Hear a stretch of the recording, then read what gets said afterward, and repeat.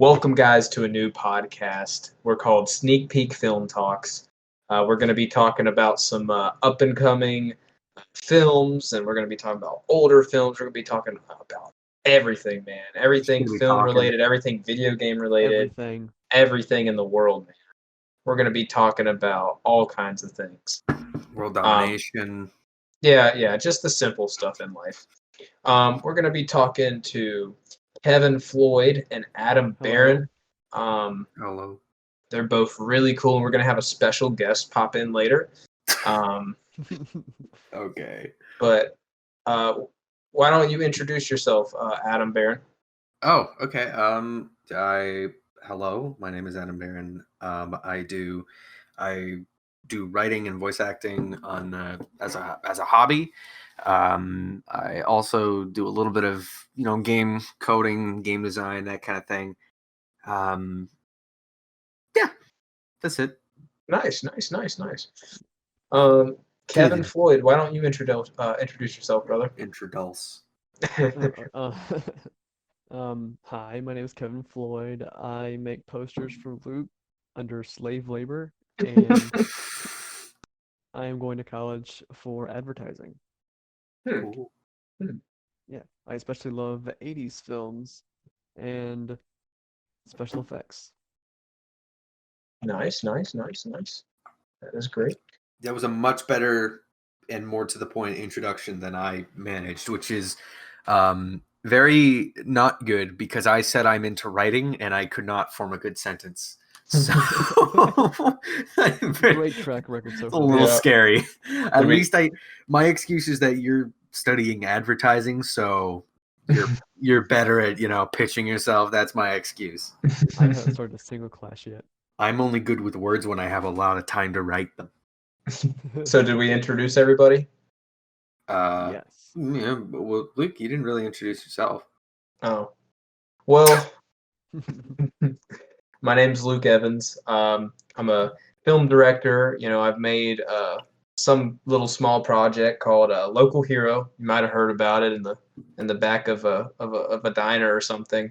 But yeah, that's pretty much it. I'm a film director, and I like hanging out with these guys. We talk film. We actually work together, and we write stuff. We throw ideas around the room, and we just love the creative process behind it. And so we're trying to dive more into it, and we thought this podcast during the quarantine would be something fun to do. So here we are. Here we are. Speaking of quarantine, I feel like I'm going insane. Yeah. I gotta say. Yeah, no, that's kind of all I had to say on that. That wasn't an introduction to a topic or a segue or anything. I bet a lot of people agree with you right now. Yeah. It depends on some people see it as a blessing, some people see it as a curse. I mean, I realized that I woke up and I was in bed for a couple hours, and I realized I've been going between lying down and sitting almost exclusively for about 2 or 3 weeks. Mm-hmm. And I had an excuse when my exams were still going on, because it could be like, well, I can't really go out and do much because I have these exams coming up. Right. Now I don't have an excuse. So yeah, that scares me because I'm also getting out of exams like just now, and so now I have no excuse. Yeah. So gonna take up my dad actually recommended rollerblading. Yeah. Roller derby? No, like just rollerblading. I used to play hockey, and he says it basically carries over. I could have guessed. I wouldn't have ever guessed that a Canadian like you would be playing hockey. It's fairly ubiquitous, yeah. Yeah. I'm sorry. Was that? No, was that bad to say? That's not offensive at all. Okay. Just honestly, I don't want to get canceled before. I don't want to get canceled before the show starts. Yeah, you fat. No, it's really like, it really is the sport. Like a lot of people play hockey. It looks interesting. I would actually like to play it for once if I knew how to. I could probably do it on rollerblades. That'd be fun. But I don't know how to ice skate. It's the same. Apparently, except stopping. It doesn't have, like, skates don't have a brake, so you kind of have to shift your weight and turn on the edge of the blade and it stops. It's really good. It's Okay. really Nice. fun, Okay. fast paced. Yeah. Fun fast paced. So, quick question, boys. So, what was a film or television show or just something artistic that really sparked your interest in film and all that jazz? Why don't you go first, Adam? Well, I don't know. For me, what started with writing actually wasn't a movie. Oh, It okay. was the original Paper Mario on the Nintendo 64. Oh, And what I loved about that classic. game was the character writing. Mm-hmm. There was just so much humor, and you got a sense of who these people were inhabiting this world. And so when I got into writing, the first thing that I really started polishing was my character writing and my dialogue. And it took a long time until I started thinking more about like working on themes and proper world building and storytelling and pacing, the other important stuff. But I had my dialogue down pretty early on, which is tough. Dialogue's That's tough. awesome. So Yeah, man. That's a good story. That's a fun game too. I would actually like to go back and finally beat it. That's a good one. So Kevin, what's your story? What about you? Well, I personally grew up collecting old VHS tapes like Star Wars and Back to the Future, and I think that's where I got my sort of interest towards it because you could tell because the special effects back then you could tell they were clunky, but they had like a sense of like purity to them, you know? Oh yeah. I mean, they still Like, hold up to this yeah. day Like in it's their either a own sense way. of it's either gonna be slightly campy or it's gonna look really good. And it like now CGI, it's like you have that sense of you can mess it up and then take everyone out of the movie. But back then it's just like, okay. You could tell what's going on. You could tell they had their heart into it. Yeah, yeah. It was a Yeah. different. I mean, it was the starting point for a lot of things to come today. I mean, it's pretty crazy. Yeah, I do think it's somewhat of a like I think you're right that they can really basically fix almost anything in post now. But the problem is when directors rely on that and they Too approach much. Yeah. making their film with they'll just do this in post without thinking about how they'll do it in post. Justice League. Well, and Sorry. even movies that end up having really good CGI, like Chappie. Chappie had really good CGI, but the problem was the director basically just said, "Well, we'll just put this guy in like a green screen suit, and it'll be Paint him fine." out every scene. Oh gosh. Yeah, but didn't think horror about stories for those. Didn't think about artists. like when actors had to walk behind him, right? So when you have to walk behind a guy that's being green screened out, when you green screen out the guy, you green screen out the actor behind them too. And it's easy enough when you have like pictures of the set that you can compare it to. You can just superimpose the set behind the CG character. But when you have a person that's moving and the lights bouncing off of them in weird ways. So the studios, multiple studios that had to do the CG for that film, it was a nightmare for them. And it all came down to the fact that the director just had the mentality of like, oh, well, they'll just do it in CG, right? Like without thinking about how they would. Yeah, agree. So, like take that versus like let's say something like Jaws. Like let's just say another kind of creature, that's a robot and that's a shark. Yeah. They actually had to build the shark. Yeah. Deal with the problems. Yeah. They had to film it and Spielberg had to film it a certain way rather than what he thought it was going to be in his head because at least I'm thinking this. He probably had some different ideas, but he's like, "Oh, how are we going to get around the shark?" And it actually came out with a better product. For sure. The more the suspense you get from not seeing the shark every shot. And that's what the other Jaws after like Jaws 3 and everything, that's what that suffered from. It showed the shark way too much. And that's kind of like the difference of the era that we live in from now and the past. And like kind of like Kevin was talking about. Yeah, I think CG is an amazing marvel. I don't agree with the concept of it's better when you do it practical. So there's certain things that you just shouldn't do practical. Because it's impractical to do it practical. But but if you're springing for realism, you should have to go practical. I don't even necessarily agree with that. I think it depends on the story. and it depends on the effect that you're trying to achieve, right? Because some things you can do them practically, but the thing about practical is it looks really good on camera because of you don't have to worry about if you want moisture to fall off of like your monster's head, you just put water on it because it's real, right? You don't have to worry about how the lighting looks. It's not going to look goofy. Reflections can be real because it's all real. But you watch older films, like older monster movies like Alien or The Thing, they do look really great.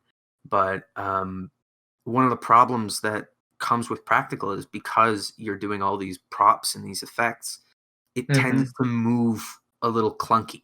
You can't get that fluid movement that you can with CG because it's the art of animation, right? Like, agree.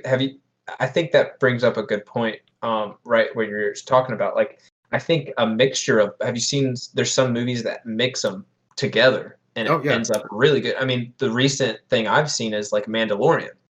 Where they mix Star a lot Wars of does it a lot. Even the original Star Wars did that, where he's like made them like, Agreed, models and stuff, and then they screened them in. I think they had the lighting set and stuff like that. Yeah. Oh yeah, I think That's a the way to mixture go. of that is really. I think that's spot on. Like I think that's the best I've seen is when it's a mixture. It's two different types of doing special effects, and when they cling together like that and hold strong together, it really makes a good final product. Yeah, I don't subscribe to the complete like oversimplification of either way. Oh, practical's better or CG's better. I think thinking back to why we said Jaws works, right? Jaws works because they had to think about the shark, and I think what happened was back in the 70s, 80s, and early 90s when most, if not everything, was done practically. Everything because you kind of had to for the most part. When the effect is something that's in front of the camera, the director has to think about it. They're forced to think about it, right? So it's unless the effect stinks, it's harder to screw up. But when you live in the modern era where everything is done with CG, if the director doesn't have to necessarily think about it all the time because they know that something's going to be made, right? Yeah. But it only works when the director thinks about how it could work, right? Agreed. How should I shoot this so that this effect looks as good as it possibly can? And that's why the best is a mix of the two, because a mix of the two only happens when the director is consciously thinking, right? If the director just goes like, I really like a lot of Christopher Nolan's films, but he decided to do most, if not everything, practical for. Oh yeah, that's just his. The Dark Knight, and I gotta be honest, I do not like the truck flip. Everyone talks about the truck flip. Wow, they really flipped a truck. I'm like, yeah, but it looks goofy. It's not how a truck would flip. Yeah, it's just strange. If anything, yeah. I mean, never mind. I'm not gonna say that, but yeah. Yeah, I think Christopher Nolan, I think he's got a really cool approach with how he does things. Like I've seen that he even takes the camera. He doesn't even at least I don't know if this is 100% accurate, but there was a shot with Al Pacino that I saw and he didn't want to use a zoom lens because he felt like it was off. So he actually got the camera right in Al Pacino's face. And the rest of the little clip I saw, Al Pacino was talking about how weird it was at first for him, but it actually made it more interesting, and he actually said he enjoyed that a little better coming out of it. It depends on how you're going to shoot it, what's the story behind it, and I mean every director's going to have a different direction. So I think he's got some unique ways of doing it, like the whole Inception room. Whenever he's like flipping the room, it's kind of cool. But then, like you were saying, there's a truck flip. Yeah, I should word that differently, by the way, because I said that's not how a truck would flip, but they actually flipped a truck. But I what I meant was like the way that it's set up in the scene. It's supposed to be like pulled under from the front by a winch cable, but you can clearly tell that they pushed the back up with some like explosive or something. Right? It's a physical stunt, and because they were so committed to doing it physically, they had to flip the truck in a way that doesn't make sense with the context of what's going on in the scene. Yeah. So it's in a way, it's impressive because they flip the truck, but in another way, it takes me out of the scene because it doesn't look right, you know. Mhm. And I can I can understand that. I think being overly committed to doing things practically can be a detriment, but so can the mentality of I don't have to think about the effect because it's just going to be CG, right? That's how Yeah. you get stuff like Scorpion King, you know. Yeah, that's why I think I if I had the opportunity one day, I think I would try to do best of both worlds because Yeah. I think both are very important art forms in their own way, and they're both Mm, very different from like a yeah. makeup artist versus someone on a computer. But Mm. in fact, they're doing kind of the same thing in a way, just in two different ways. Oh yeah. And I think that when you mix them together, it's just the best way to do it. It just and that's the thing. You have to. It's the director who's behind the camera who's like, all right, how should we do this? Talks to the other people on set, the DP and everybody, and you guys all just figure it out. And that's the fun thing about a creative process. Mhm. Mm-hmm. I also think it's kind of the duty of a good director Mhm. to make sure there's at least something physical so that the actors can interact with it, Yeah. because it is I don't know if you guys have any experience in physical acting. Do you? Or Sadly. oh, okay. What about you, Kevin? Me personally, I have not have any. Yeah, you have Office being in. That was, we don't talk Don't about bring that that. up. We don't talk about that. It's not my best of acting. I don't trust like that. Um, But yeah, I've had to act in my own film yeah. because the actor called out last minute. Oh, So jeez. yeah, Yeah. so I mean it worked out, but I can act if I need to, but Yeah. it's not my strong suit. I'll just say that. I just wanted to say mime work is really tough and really something that you have to train yourself to do. And I don't mean, classic mime stuff. I mean, I did a one act for my like a one act stage play for it was my final project for grade 11, and it's called Foul Territory, and I kept getting hit in the head with baseballs. But What? yeah, that was the whole shtick, was that I kept getting hit with baseballs, Okay. and I had these little. Gotcha. They weren't real baseballs, Okay. and I actually had these little blood capsules that I had to like sleight of hand out of this thing that I had, that I also had like tissue paper in so that I could wipe up the blood. I like put them in my mouth and I bit down on them, and it was fun. But the toughest part of doing that whole 10-minute thing was the context is that we're watching a baseball game. Yeah. But if you look out, there is no baseball game. There's rows of people in an audience watching you. So how do you mime like you're watching a baseball game and make it believable for an audience? And that's very basic mime work, is just following with your vision. And when the sound plays, the ball getting hit and going away, you have to follow it. Not only do you have to follow it, but the person that you're acting with has to do the exact same thing you're doing. They Mm. have to know. Mm-hmm. So you have to be on the same page. It's something that you really, really have to practice. Okay. So my point Yeah. is, if you don't have, say you have this big monster that let's say they did a remake of Neverending Story. Oh gosh. And Please oh, don't, Hollywood. Continue. yeah, and they just decide everything is going to be 100% CGI, and they have this young child actor have to Oh. interact with what's the dog the dog dragon Oh gosh. for Let me look it up. okay, but let's say that's completely CG and they just give nothing for this child actor, and you're supposed to like pet this CG monster's face. Mm-hmm. The Commodore dog. It would Sorry. it would look so bad because the kid, if you don't give them anything, if you just give like a tennis ball for reference for the CG artist and nothing for the actor to play off of, it looks garbage. They can't do it, right? You got to at least do something.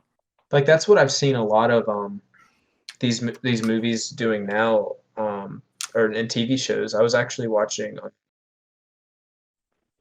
some clips off, and I know you guys have your opinions about this, but Corridor Digital, they were doing a Oh no.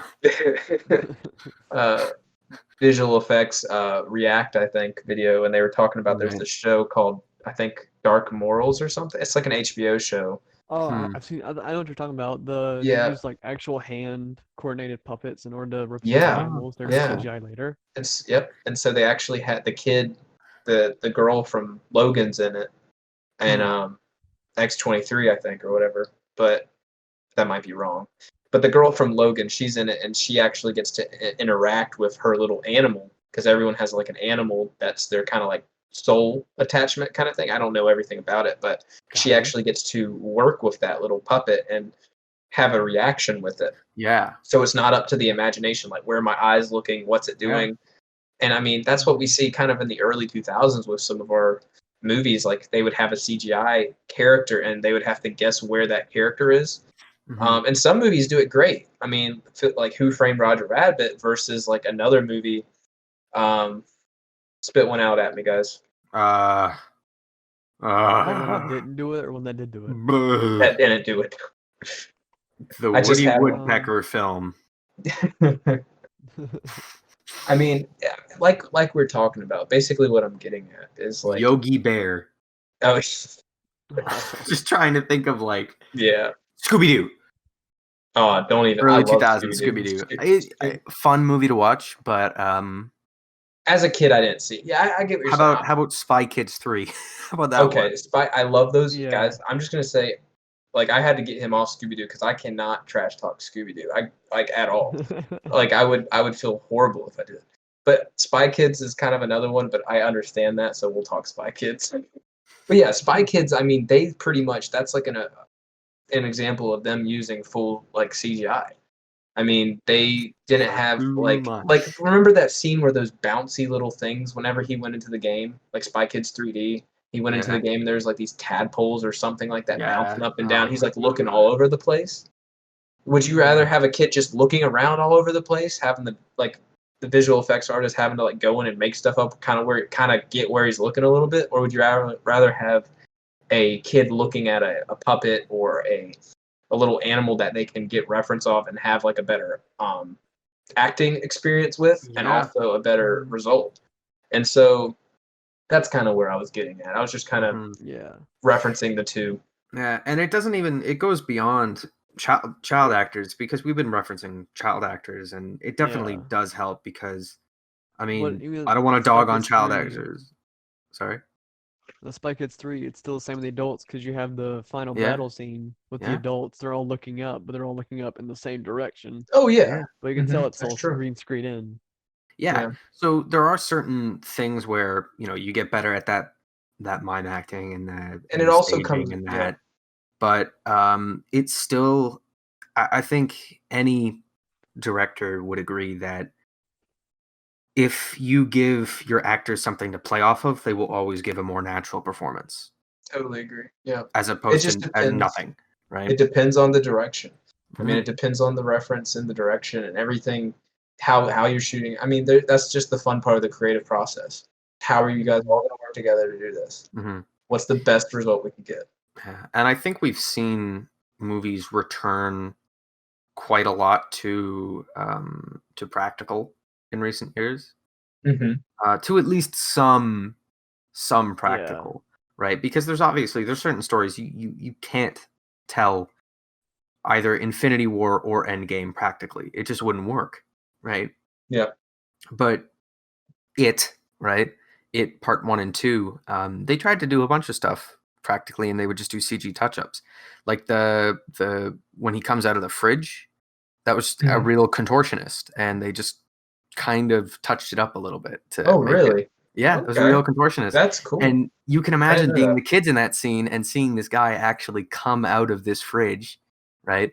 In a fashion somewhat similar to what we see, because there's some stuff that he does that you just can't do, like Yeah, that is as true. a person that is living. Wait, you meant he Uh, really bent his neck like upside down? That's method acting at its finest. Dang. Sorry. What? I'm just looking at this image that has been put into Oh, yeah, that is the Sonic CGI Oh reference circle. gosh, I don't know how to describe this to the podcast listeners. It's the Sonic movie with this almost crash test dummy looking thing. It looks a bit like a mix between a crash test dummy and some kind of like Unpainted action figure. At least it's something to reference and BDSM look at. rubber suit. Yeah. Like, it looks bad. It looks bad. It This looks like a something little. I should not be seeing. It looks like a toy that was made in the factory and it didn't get painted all the way, so it's just Yeah. all blue and it's got 2 tennis shoes Look- on and it's just sitting and it's like a little toy that's blown up to like a little person. But you know what? It would be good I have a second for one. it would be good for the actors because it would give them an idea of where they should look, like where his eye level is, right? Oh yeah. Yeah. Oh my gosh, that one's hurt. This one, the one we're looking at now that Kevin just sent. It's got fur before on it. It's before they changed the design to the Well, good one. To be fair, yeah, but to be fair, I mean, it's you just used as a reference. They're gonna have to go back in and do whatever anyway. Yeah. But I mean, this one's got fur and everything. It looks like a Five Nights at Freddy or whatever. It's a little scary. Yeah, a little scary little thing. Yeah, good thing there weren't a lot of kids in this movie because this would have probably scared some kids. That's a bad Yeah. reference for some kids. Speaking of the Sonic movie, the Sonic movie got me thinking about video game adaptations to film. That's a good thing, yeah. Because historically, we all know they stink. Mhm. And So I hear.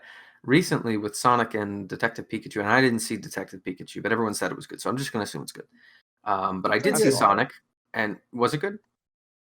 I think I'd it say was really pretty. good. I think it was pretty good, but I feel like this is the first real kind of video Really? Yeah, game there's a- adaptation, in my opinion. I mean, I wasn't a Detec- big Pokemon person, so Yeah, Detective Pikachu was more. Detective Pikachu had more to go on because they had the anime as well. Yeah. They yeah. used Pokemon the first movie as it's actual that same timeline, so it's like they already have something to go off of. Well, Sonic just has Mhm.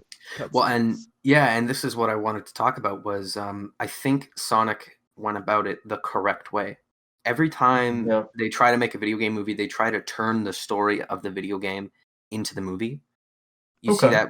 that with Mortal Kombat, Street Assassin's Fighter. Creed. They tried to turn Super Mario into Oh, a gosh. movie, which was ridiculous. Assassin's Creed, yeah. All of the Assassin's Creed, I fell asleep to that in the first Yeah. 10 minutes, and I never fall asleep to a movie. all of the Resident Evil films. Well, Yeah. the first couple, and then they just went off the deep end.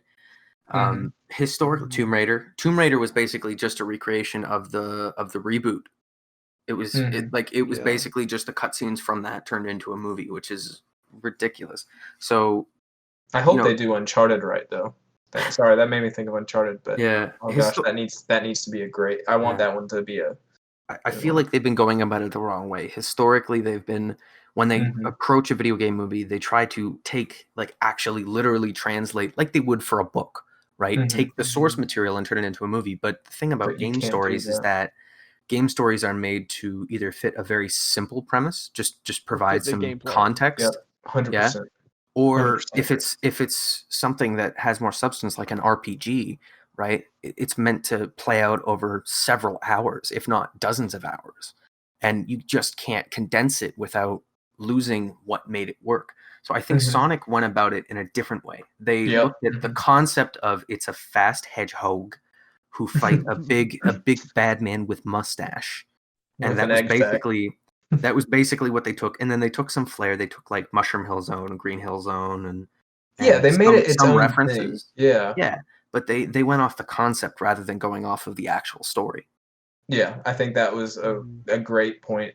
I think be that's how made. you should do it. Yeah. I think that would be. I think they should all take tips from Sonic in a way. Mhm. I feel like you were saying, I feel like this is really a turning point for video game movies, and I really hope to see some really good adaptations. I think that would be a great thing. Like I was saying, like I would love to see Uncharted done really well, like because That has that's got a potential. good story. That's got a lot of potential because that's a unique game where it's played like a movie. Mhm. Um, But then again, it could also fall into the same trap that Tomb Raider did, where they just remake one of the games, right? Exactly. But And hopefully they take tips from Sonic and in their own way, you know? And then you got Super Mario movie, which is gonna be was it Illumination or Illumination. yeah. Yeah, I'm not. And Unfortunately, I'm really not. I don't have too much hope for that. Yeah, I mean, maybe they can turn around and do like a Super Smash Brothers universe. I I think. mean, yeah. I think before Sonic came out, I would have said Mario is too simple a premise to make a good film. Mhm. But I think now, I think the biggest thing holding the Mario film back is that there's no precedent for a very talkative Mario since I would say the Super Hotel Mario Mario. Brothers Super Show was Yeah, probably the best Super example Show. of that. But in terms of the modern identity of the character with Charles Martinet voicing him, um, we really don't have a significant amount of there's no game where he talks a lot, whereas Sonic has always been a very talkative character, right? Mhm. In all of his adaptations, as early as Sonic CD, they were putting voice lines directly in the game, and that was 1992. Yeah. Oh, So wow. Mhm. yeah, that Sonic CD was being made at the same time as Sonic the Hedgehog 2, Okay. That's and why we had they've two Metal Sonics. huh? They're both gonna be at Wow. the same time. Oh Yeah, no, Sonic 3 was right, yeah, because Sonic 2 had it wasn't Metal Metal Sonic, Sonic, but it was like Robo what was Sonic. it called? Let me look up. I think it was like Mecha Sonic or Robo Sonic. Um, all version. You guys keep talking. I'm just gonna Google something. I've only played one Sonic game, and it was on the PS3. I loved it. You just ride the rails and stuff. That's Silver all. Sonic. Silver Sonic. Silver Sonic. Okay, Yeah. But I never played the older ones, so I wouldn't know. they're a They lot of look fun. You fun. should try them out. Yeah. I played the older Marios, but yeah, I'll You have know to what? check it out. Yeah. You know what you should check out.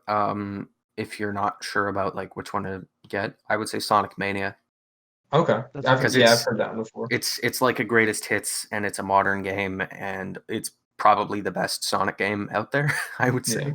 Mm. It's Oh, that's sort of a hot take okay. because people really like Sonic 3 and Knuckles, but I honestly think Mania is better. Why are we talking Okay. about Sonic games? Well, I was actually You're talking about Sonic movie. I know. I was back to the Sonic movie. Like this popped in my head. I think I love what they did with the origin of him, like going back to how they made their own story with Mhm. it and had references here and there. I love what they did with the little origin story of him being going like an alien just hiding on Earth and just Yeah. chilling, and he had like a owl mom, which is really cool. And then she dies, and like Hey it's yo, crazy. ma! Like, yeah, For some like reason, I have a feeling that the owl was before the redesign. hmm yeah. That's my feeling, at I least. can see that, but it wasn't out of place, I would say. Yeah, it wasn't out of place. Oh It was like yeah, it's supposed to be more realistic I than the like that actual they were design, but very yeah, clearly attacked by the Echidna tribe, which is very yeah, that interesting. was really good. And yeah. if they That was ever, really cool. yeah, if they ever say they do a trilogy or something, which would be awesome. Yo, imagine we get okay. Hold up, I'm like I really like the Sonic games and the whole universe that they have built around it. What if in the sequel we get Metal Sonic, dude? Oh my gosh. That would And be then we get nuts. and then we get Sonic the movie 3 and Knuckles. And featuring Dante from the Devil May Cry series. Oh my god. Tropical freeze mode. New Funky Kong. Oh gosh.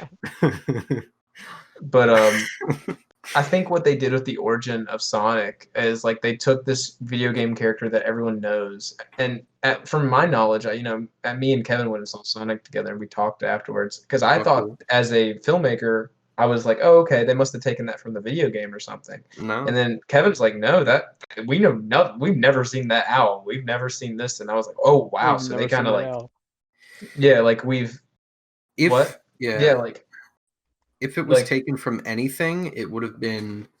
I mean, it wasn't directly taken from anything, but the Baby Sonic thing gives me kind of Sonic Underground vibes, which was a show in okay. the Oh. I have 90s. no idea what you guys are talking about.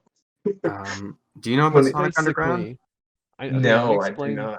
Oh Do I need to gosh. explore the? Do I need to explain the lore of Sonic I Underground? don't I don't think we should. I don't think we should dive into that. We, well, or should we get like a story writer's perspective on the Sonic Yeah, Underground lore? sure, man. I So mean, Hmm. it's up to basically, you.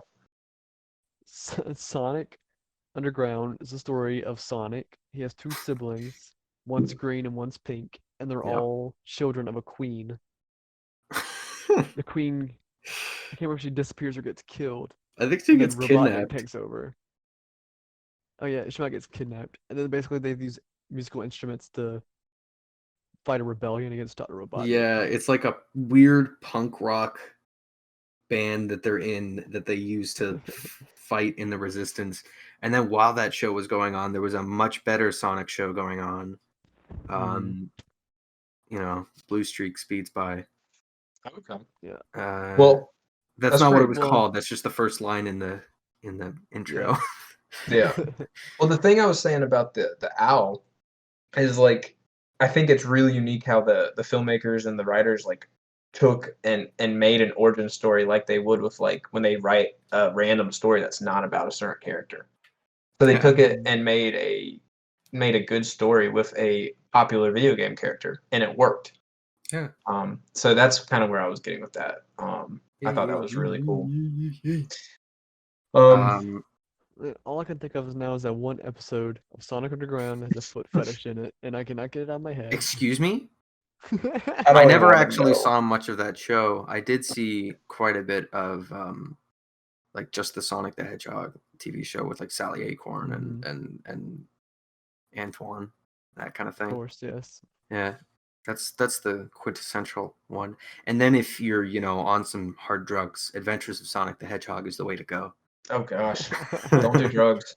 I'm not endorsing it, but say you happen to From find Canada, yourself on guys. something. No, it's a complete fever dream, that show. It's insane. Actually, that would probably be the show you wouldn't want to watch on drugs Oh because gosh. you would start freaking out because there's just a bunch of weird stuff. Oh gosh. Speaking I of, don't know, oh my I feel like gosh, Sonic Underground would have that one beat in terms of weirdness. Really? I feel like we're going down a Sonic loophole. Yeah, we're getting so anyways, art film versus Blockbuster is what I have written on my piece of paper. Okay. Not as I entertainment as foot fetish and Sonic Underground, but I'll take No, it. okay, all right. Anyways, I got in a discussion with some guys a few months back. They were talking about how much they liked The Lighthouse, and I still haven't seen The Lighthouse, but I still haven't. I've heard of really great things though, so as I'm a, kind of in your boat too. yeah, Have you as seen it, Kevin? I have not either. Okay, so we're all in the blue. we're all just complete frauds. I've Yeah. seen it. Aaron, tight special- beat. Special guest, everyone. Aaron Weatherford. Hashtag composer. Hashtag No, stop. my stop. boy. Please stop. Please stop. No hashtags. Illegal. Welcome, Aaron Weatherford, No disassemble. composer of Local Hero and more. Music. Um, yeah, I've seen The Lighthouse. It's pretty entertaining. I thought it was gonna be like some like highbrow, like super deep Artsy fartsy. artsy Well, there's a fartsy lot of farts. thing. But no, there's it's just fun to watch. Yeah. Okay. I've heard great things. I've been meaning to check it out. But what were you saying about you're going light? You were saying Lighthouse? They were talking about The Lighthouse, and then they got in a general discussion about like indie film and stuff like that. And I just kind of said, as a general rule of thumb, I usually prefer like pop culture blockbuster film to a kind of art house film. Shoot, They were like, I agree. what? Because I'm super serious about film writing, and I'm like, honestly, I find it's more fun to watch, but it's not that you can't tell a story while also being fun and dealing with pop culture. And to me, it interests me personally more. I would much rather write an MCU film than some random Oh yeah, I agree. indie drama. I don't know. Yeah, I agree with you. I feel like I mean, it just depends on the writer and the people behind it and what kind of story they want to tell. And if you want to tell big adventurous stories, then that's going to be something you watch. That's going to be something you're interested in. Yeah. And I think we are all, I mean, I know you guys, I think we are all into those big blockbuster movies because it has a sense of adventure and just a fun journey that you're going to take with these characters. And I think that, I don't know, I mean, would you guys agree? Would you guys rather have watch a movie like Lighthouse or a blockbuster? What would you watch, Kevin? That's a very good question because I feel like the movies I like to watch are the ones that have a clear, concise story that's easy to follow, but then you Mhm. can go underneath and see some underlying themes and like the character Exactly. development happened. Yep. Exactly. I want to say it now. Lego Batman movie, best depiction of Batman and his struggle. I don't It care. may be topped Yeah. soon. Well, special guest Aaron, what would you prefer? Would you prefer blockbuster or an indie? What do you He's usually muted prefer? again. He's muted He's again. muted. Oh my gosh. Oh, He Special was guest there. is We gone. had him for a minute. He We might had have him. muted himself. If he comes back, we'll ask Yeah. him, or we'll probably talking about Yeah. something else. I just But yeah, I just where is that conversation going with the guys about the blockbuster versus? oh yeah, they thought that indie? it was very strange because they know that I do a lot of writing, and they were So like, wow, really, as a writer you prefer so they think because pop you're an culture films? independent writer, you would draw I more would to the prefer it. indie And to me, I writing said, I and find films. it, I think it's just about the fact that some people think that it's almost like they're of the opinion that you can't tell a story with artistic merit while also telling a story that is very marketable. I think Mhm. that's silly and also just blatantly wrong. Okay. You know, Yeah, Endgame I agree. and Infinity War, they tackle themes of loss. They're very much stories about Oh yeah, people, that was right? a great one. Yeah, And I liked a lot of the themes in that. they go about it in a very mature way. I'm sure that you could find Like they brought those kind of like in an indie film, there'd probably be a whole movie about the loss of somebody and somebody struggling to deal with that. But then Endgame kind of puts it's just that a in the part of it. movie. It's a Yeah, part of it, and there's a bigger story going on, and that's yeah. part of the themes. mhm. You That's know, part of one of the underlying themes. it's not one or the other. Yeah. Any pop culture film that is respected and enjoyed by people tells Mhm. some kind of story about people. Yeah. Because you can't, Unique if it's people. just a superhero film that's just about the spectacle, doesn't work. It's something like, I don't know, Thor: The Dark World, Yeah. or just think about any Marvel film or other movie that people don't like, and generally, it's not that they don't like it because the action's bad, though sometimes it is because of that. Most of the time, they don't like it because they don't like the underlying story. A superhero movie isn't about the struggle between the good guys and the bad guys. It's about the struggles that they have as people, and sometimes that does come down to the struggle between the protagonist and the antagonist. But Mhm. generally, when you look at people who say they enjoy it, why do people enjoy Thanos? It's because he's at such an odds to the Avengers. Yeah. People have talked about this Mhm. ad nauseum. They talk about the fact that the whole point, the whole reason the Avengers lost was because they weren't willing to sacrifice the lives of the people that they loved in order to achieve what they perceived as the greater good. And the whole reason Thanos was able to do what he did was because he was willing to make that sacrifice. He thought that his purpose, his mission was so noble and needed to happen to the point where he was willing to kill arguably the only person in the entire universe that he loved and considered family to do it. Right? Yeah. That is Yeah. why people like Thanos, because he's at such a huge opposition philosophically to the protagonists that it just strengthens any physical challenge that he presents to them, because it's not just a physical challenge, it's a challenge of ideology at the same Yeah. time. It's No, yeah, right. for sure. Yeah, I agree with you, man. I think I think the thing that, like you're saying, the thing with Thanos is like this awesome character arc with him and what he's doing and what he's going through in this big blockbuster movie, and they take this theme of excuse me, and they take that theme with him and they put it in this big story, and they make him a big part of it. And I think that like movies that do that, like Mhm. Ghostbusters, like the thing with them is they're just normal guys who are broke and they start up a business, and you can make an indie film like this. People already But have. yeah, exactly. And then Ghostbusters is like, all right, let's throw Ghost into it. And then it becomes like a pop culture thing. And so it's like, I don't know what I'm trying to say here, but like, it's just, I've always seen it like these small ideas with such a unique spin on it in a way. Mhm. Do you get what I'm saying with that? Yeah, yeah. I've loved seeing that. I definitely agree that because it's more marketable, it sometimes enables people to be lazy. Like genre fiction, which is what pop culture film is. You know, it's easy to make a cheap horror film and make a couple $1,000,000, right? Mhm. And I don't mean it's easy. I don't want to crap But on the work that people do. it's yeah, but it is But known it's as kind of being the easier genre sometimes yeah, when with that compared to filmmaking trying to make a serious handheld. Yeah. drama that is very difficult to market and might only see a very limited release in theaters because they can't afford to put it in because they have to play a bunch of films that are coming out from Disney and 20th Century Fox, and you're just some small studio that's making something that isn't probably going to fill as many seats. So Yeah. And I respect yeah, what they do too. I just want to for say that real sure. quick. I For think we sure. all definitely respect what they do, but I think that there's a big difference in the art, and there's a big difference between these films and how they're shot, and of course, money wise, but also art form wise.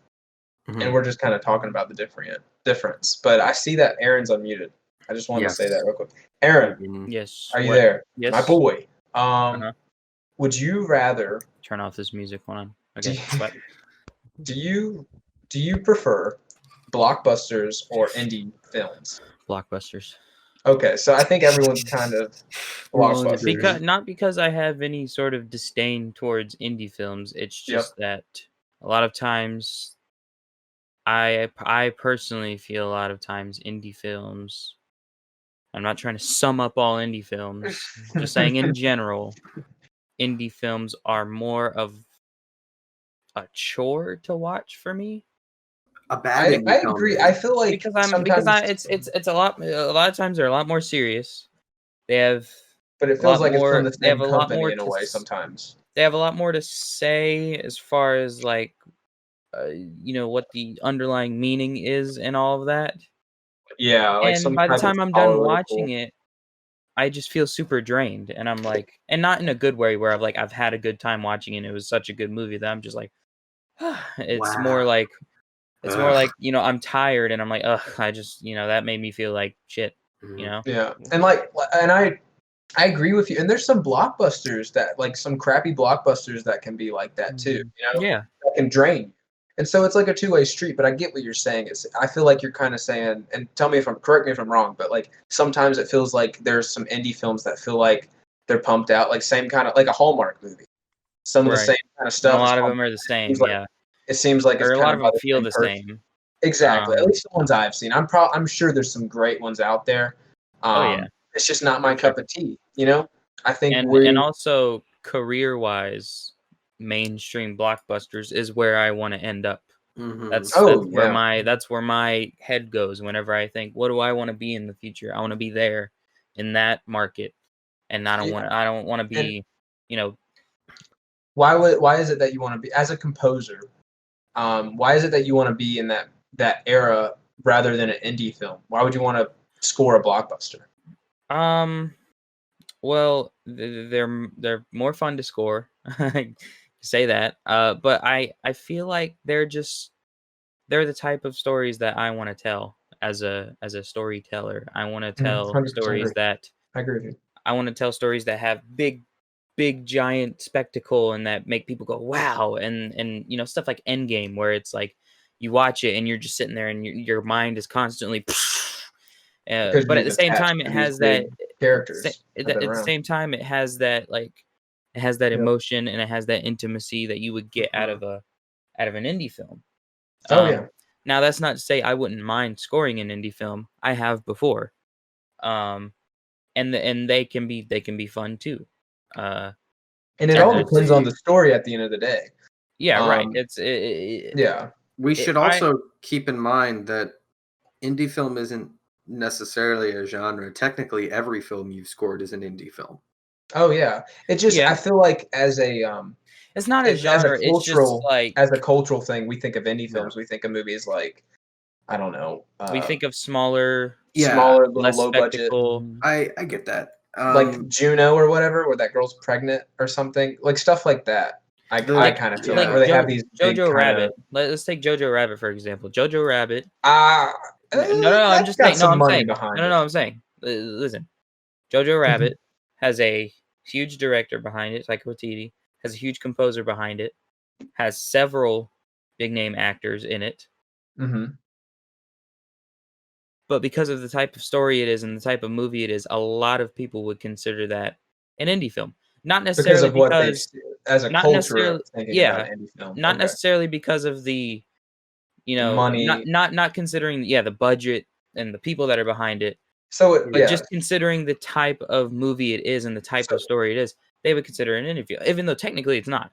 So this is how I would like this is what I'm thinking. Like so I think the way we're kind of we're describing it is how culture kind of sees it, or at least we take it as that, you know. And I'm from other people I've talked to about this, they see it as this too. But like as a cultural perspective, we kind of think of indie movies as these small little these movies with these different kind of stories that aren't usually on the big screen. Yeah. But then as a filmmaker or a composer or a writer, like we kind of see it indie films like these small little. We really see it as these small, really little movies that are made on a budget with like these different kind of stories. And you get what I'm saying with the difference there. Yeah. And both are incorrect. Yeah. Because the Terminator was an indie film. Oh yeah. See, I'm James just kind of Cameron saying funded it independently. I think the Yeah. issue is how culture sees it is what I was trying to well, get to. My bad. to me the problem is I've taken a couple of university writing classes, not Pulling film out the writing, but just degree. general writing, and there's a huge debate in like novel writing whether or not genre fiction should be considered literature. It's very similar actually to the debate of whether or not something like a pop culture blockbuster film should be considered cinema. It's very similar to that whole thing that happened last year. I think the issue is the way that people define genre for film isn't very good, because in novel writing, there's there's like classical literature, Okay. and I'll explain how they define that in a second. And then there's genre fiction. So genre fiction is everything from murder mystery to horror to fantasy to sci-fi to very very very specific genres like, I don't know, high fantasy or gothic horror, right? Like, yeah, I get what Dystopian sci-fi. So Yeah. with narrative writing, or whatever, fiction, I don't know, whatever you want to call it, writing a book, novel writing, the distinction's pretty clear. What's considered literature, classical literature, is something that is it's more of a feeling, but the difference. It's kind of anything that has trappings of a genre, right? So some of them are super easy to pick out, like sci-fi or fantasy, because that's Yeah. speculative fiction. You But got something, this, yeah. something like You got murder this mystery, broad- Yeah. something like murder mystery generally follows a format. There's an introduction of characters and a setup. Then some kind of crime happens, usually a murder. Then there's the entire second act is just piecing together evidence, and then the third act, they come up with something, see who the murderer is, and there's usually no denouement. There's usually no follow-up chapter. Any Agatha Christie novel, almost no follow-up chapter. Like Murder on the Orient Express ends basically, they arrest this person, and then Hercule Poirot gets like a line, like one line, and that's the line that ends the book. Oh, right spoiler alert. after they make the arrest. I'm just kidding. So, or actually, no, they don't make an arrest. Sorry, I'm screwing up two 2 books. 2 books, But yeah. yeah, because the whole point of Murder on the Orient Express is that there is no arrest. I'm an idiot. But figures it out and says what's going on. They agree to do what they're doing, and then he has some kind of thing, Yeah. like one-liner, and then it ends straight up.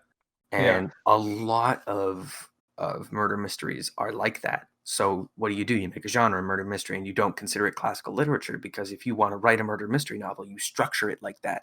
Whereas classical literature isn't speculative, so it takes place in the real world. Generally is a drama of some kind that Mhm. follows something that is theoretically possible within our world, and Yeah. See, doesn't have that's kind trappings of of a what genre. And that's yeah. kind of what we mean when we say indie film. It's a Yeah, story that's what that yeah. takes place in the real And world, and an indie usually the film modern world, yeah. right? And what I was trying to get at is like indie film can, like you were saying earlier, like indie film could be literally anything. Like Aaron was talking about Jojo Rabbit. Some people Mhm. think that as an indie film, like indie film can really be anything. But an indie film, like we all have a certain way of thinking about it. Like, It's oh, a that's just feeling. another indie film. You know Yeah. what I'm saying? Like, oh, okay, that's just an indie film. It's going to be kind of little political, blah blah blah blah. You know, a little something there. You know, we all think of something kind of like that, Mhm.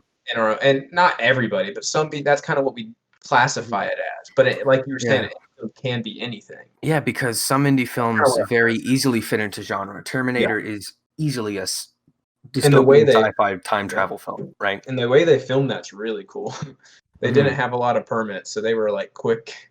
They were trying to get some quick shots. Jeez. But yeah, that's the point. So I think when we say indie film, would you rather watch an indie film or a blockbuster? What we really mean is, would you rather watch a slow burn, artsy drama film, Mhm. or genre fiction? I totally agree. Yeah, I mean, And the Mhm. preference just comes. Some people, like, again, going back to novels, some people can't stand genre fiction. yeah, Because they don't like it if it doesn't feel like something that could happen to them. They yeah, can't relate to it as much. Whereas I exclusively like genre fiction. I don't like yeah, classical literature. I like stuff like Lord of the Rings and Star Trek and Harry Potter, stuff like that. It interests me far more. yeah. So And I mean, and like I said, I think we're just drawn to blockbusters because we want to make blockbusters, and it's not just we just love that kind of storytelling. Um, there's some great independent films out there, and I know there's some people who will fight us for this conversation about picking blockbusters. Aaron's already had it happen. But but basically, what we're trying to say is like that's just kind of what we would pick and prefer. yeah, Um, that's just kind of what we would want to make. And if you want to make indie films, there's no problem with that. There's some great indie films out very there. cool. Yeah, that's Uh, very cool of you. Aaron, best film score, go. The Incredibles, 2004. Aaron, worst film Mhm. score, go. Just Chappie. call. Oh, I knew you were gonna say Chappie. I knew Chappie. it. It's not. Who very did Chappie? Hans Zimmer. Yeah, You want to hear what Oh. it sounds like for your computer to break down and No. explode? basically, it's a Go dial-up go listen router to Chappie. starting. Go listen. Oh, to I Chappie. thought you were about to play something. No, No, do no, not no, no. play. But yeah, I think. Oh man, let's talk about. Let's talk about like dealing with each other on a project, Oh, like working with a looking at team. my notes, are you? Maybe. uh, And we could also mix in the dealing with self-doubt and as an up-and-coming artist. wow. You're I spoiling the was, whole podcast Let's ahead of time. yeah, let's dive into it. a deep dive into what this A deep podcast dive. is going to be about. I feel like during this time with the quarantine, we should talk about self-doubt and how to come out of it. Go. You guys ever just feel like frauds? Cure depression right now, guys. No. I was feeling like a fraud today because I'm trying to figure out this thing. I also make games, which I said at the beginning, and I'm trying to do some pathfinding AI, and I never really tackled it. And I, like before, I've never really done it before. Proper pathfinding, not just a built-in stuff that you can use easily. Yeah. And I know the concept of how to do it. I have an idea of how to do it. and it's similar to something that I've studied in my computer science classes this year. Yeah. So theoretically, I should be able to do it, but I just can't figure it out. And I'm like, I'm a CS undergrad. I'm supposed to be able to do this kind of thing, and I've been doing coding and game dev since I was like 12, 13, and I still can't do proper AI pathfinding. And then I started thinking about it, and I was like, well, let me focus on something else. Try to do the shader, and I've never done shaders before. I'm just tackling stuff that I've never done before, and it's taken forever. And I had to stop because I got thinking like, wow, I really can't do this.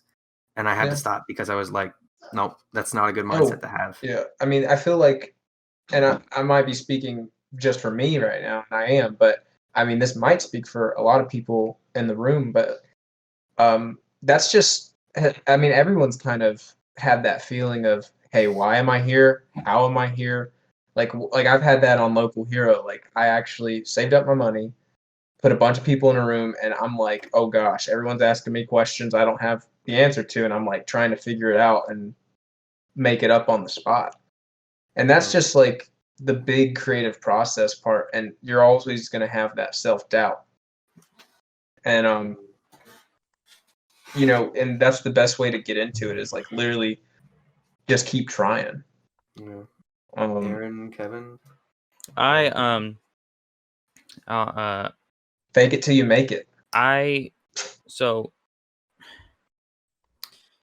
speaking from a composer's perspective, there's how do I put this? I feel like I know what you're gonna say because I've definitely had this conversation with you before. So when I first realized that this is what I wanted to do, I was probably, I don't want to say 4 or 5 because that's really young and I really Well, didn't. but that's when you saw The Incredibles. But that's when I saw, yeah, right. That's when I saw The Incredibles, and I saw that title card and I was just blown away. And that's all I remember from that day, is seeing the title card and being like, and that's kind of when I subconsciously realized that this is what I wanted to do. And I've never questioned it throughout my entire life. I've never once questioned it. But there was one incident where I was questioning myself and whether I wanted to, this was like a hobby, and whether this is something that I actually want to do as a career. And then I made the decision that I only wanted to do it as a hobby. Yeah. And about 30 minutes after I made that decision, I got a text from my friend, and he was like, "Hey, I got us tickets to go see Endgame on opening night. And we're going." Nice. And I was like, "Okay, great, cool." And no thought of it, so went and seen Endgame, and number 1, greatest theater experience of my life. 2, that movie kind of like slapped me in the face a little bit and showed me why I want to do this. Yeah. Why I want to That's film awesome. compose. And it was something about sitting in that theater and witnessing this incredible movie and having the same, being in this dark room with a group of people and all having the same sort of sharing the same experience and the same emotions, and us all being hyped up and all of that. And then there was this one lady in the row in front of me.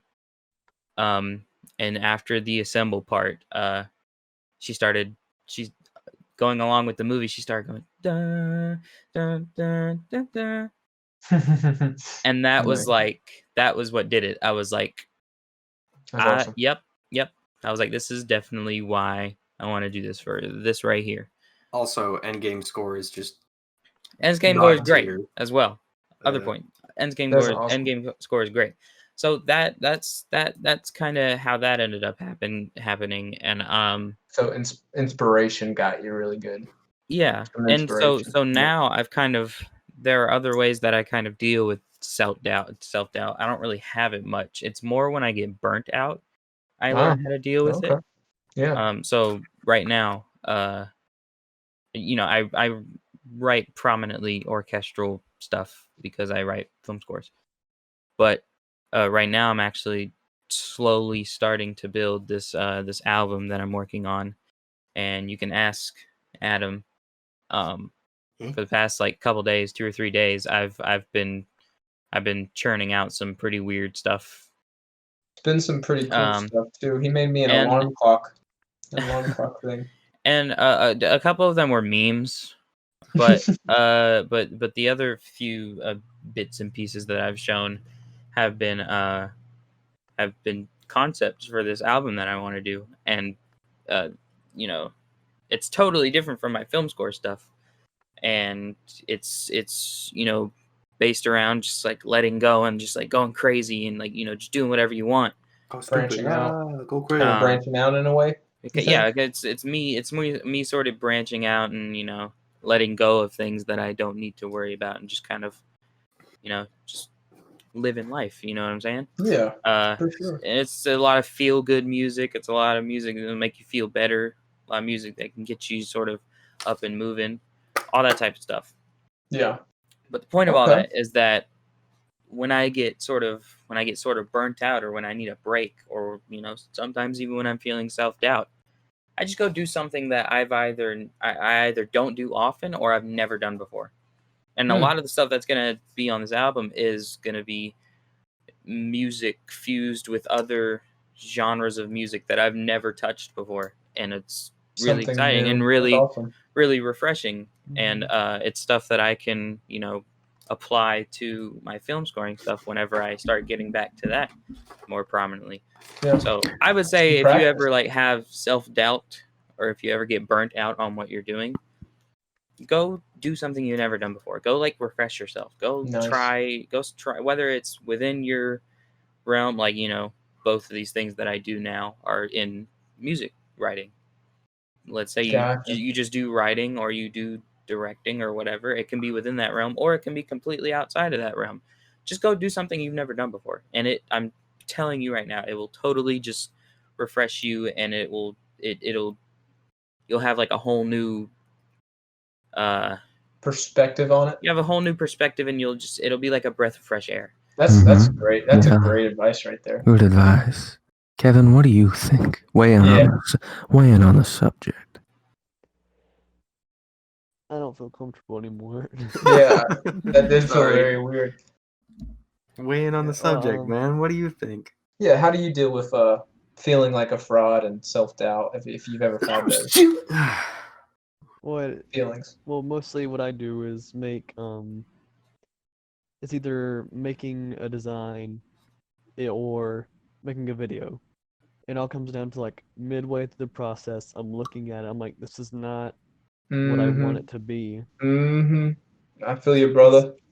And so then it becomes a part of, all right, so I can either give this up and not do it, or go back and do it with a new fresh look and just try and figure out what's got me down, what's got me discouraged about it, what should I fix to make this be up to what I want it to be. And of course, sometimes I feel like, oh, I'm not the best. It's like, this isn't, Yeah. what it I get should that. be. Yeah. Yeah.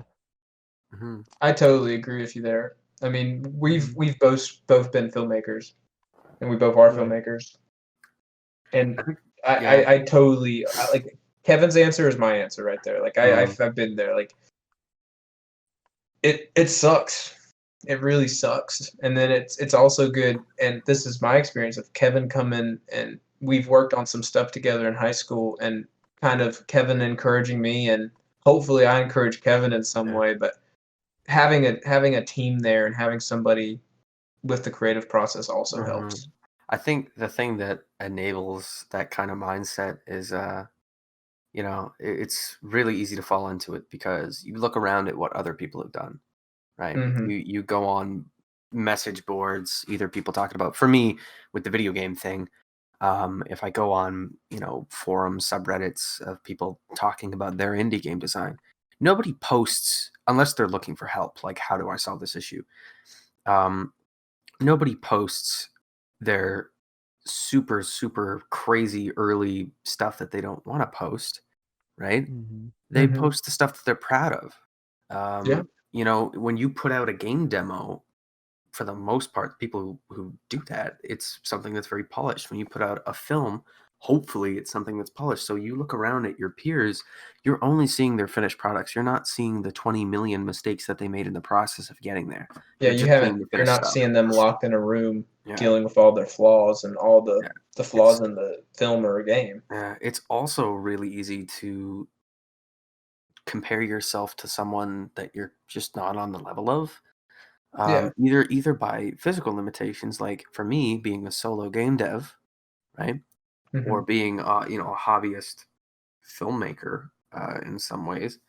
Mhm. It's why should I compare myself to a AAA game or to a blockbuster film? That's Yeah. because that's the stuff I would want to make. But You don't have the even if I was the best filmmaker or the best game developer on the planet, I could not make something that requires a team of 100 people on my own. You just Yeah. can't, You can just right? make the best product you can make. So it's really easy to compare yourself to stuff that you shouldn't compare yourself to, and it's okay to admit that, one, you're limited by the resources you have, but two, you're limited by the experience you have. Yeah. I And can't, so yeah.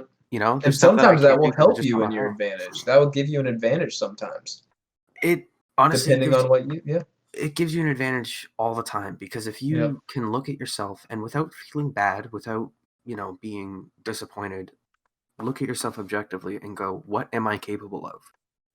Then you won't get stuck as Yeah. much. You won't get stuck as much because you're not going to try to take on this huge, ridiculously ambitious thing on your own when you have no idea how to do it, right?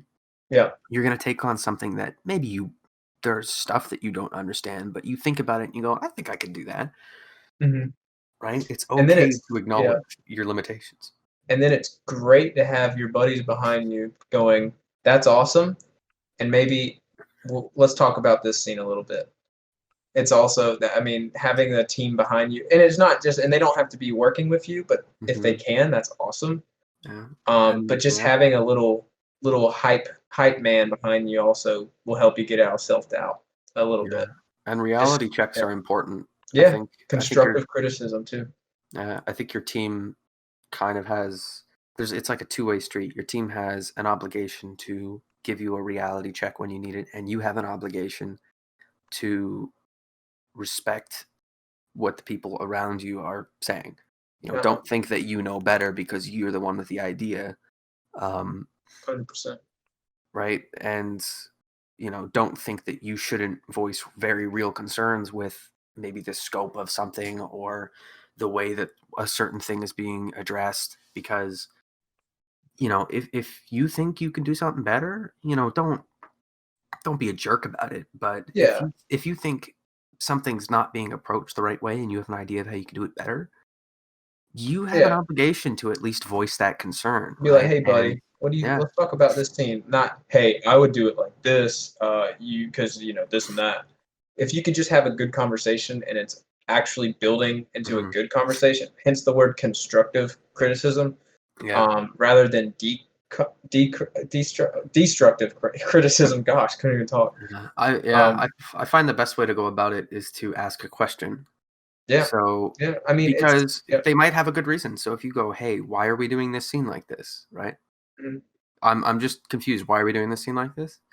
Yeah, And then they can try to explain it. You go, "Oh," and then you could just explain where you're coming from. Okay, that makes sense. I was just thinking perhaps we could do this, right? Mhm. Instead, or perhaps we could just tweak this one or two little things. Here's why I think it would be better, like that kind of thing.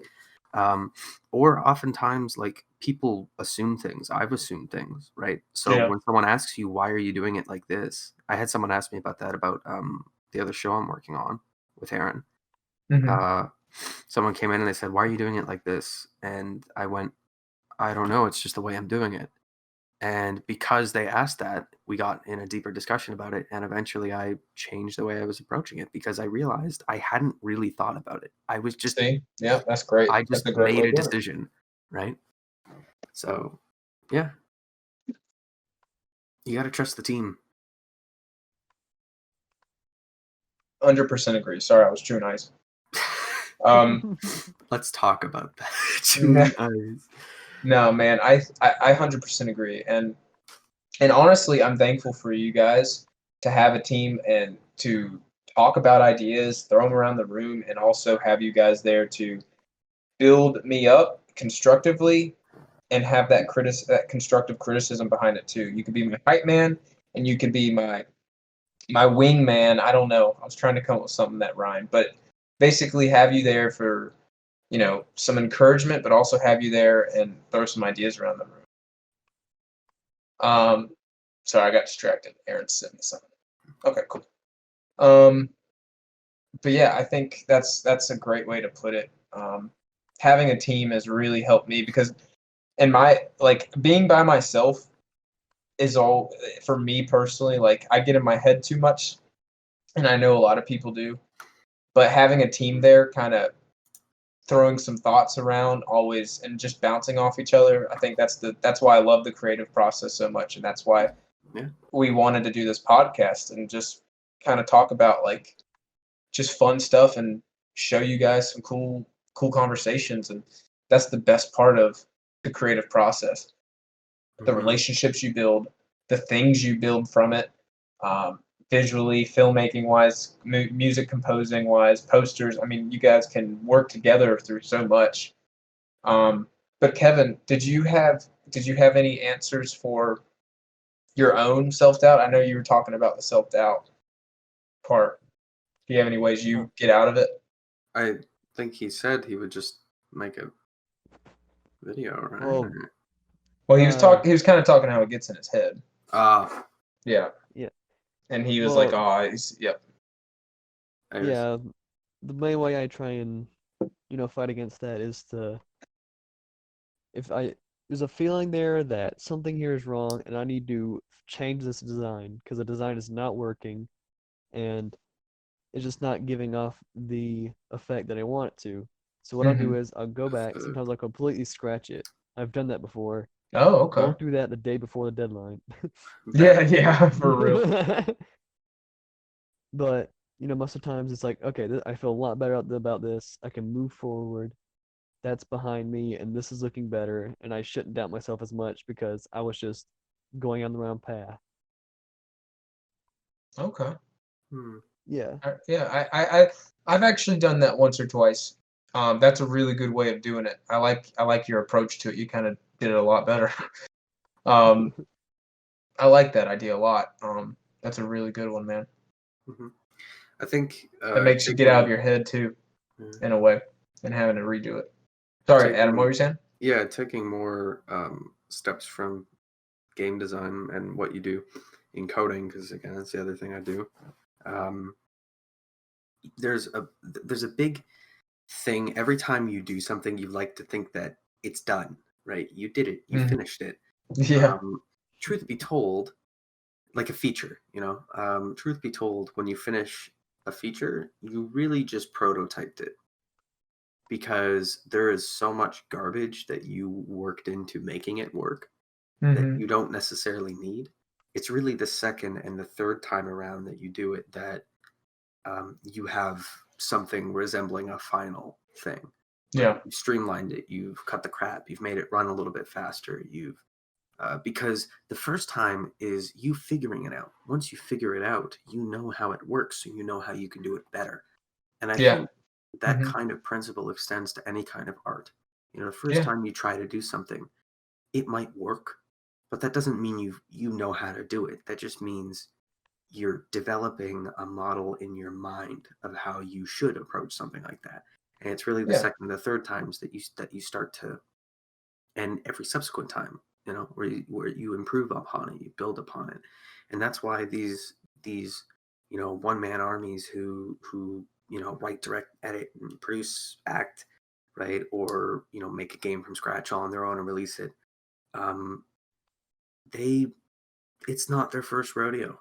Yeah, you got to keep trucking, man. Yeah, and if it is somehow get back miraculously, they've spent a lot of time working on it behind the scenes to get to a point where they know, and they've had a lot of sleepless nights, and you just don't see that. You just see the final product. Yeah. So and you got to be willing to put in the effort. Like we were talking about earlier, like you usually see people's final product, and you're like, oh man, mine's not good enough. Well, all you could do is keep trying and keep getting up and if do your best with that project, and then the next one, like Adam was saying, just the next one's going to be better. And it still might not be what you would consider perfect, but it's going to be better. Like I thought, this is a little story of me and Adam talking the other night.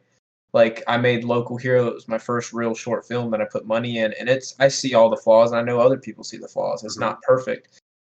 And then I showed him something I made probably a few months later, learning how to deal with a crew and everything. I finally got to I kind of put on all the hats of the set, because I'm used to being kind of a one-man band with like little shorts and stuff with the family.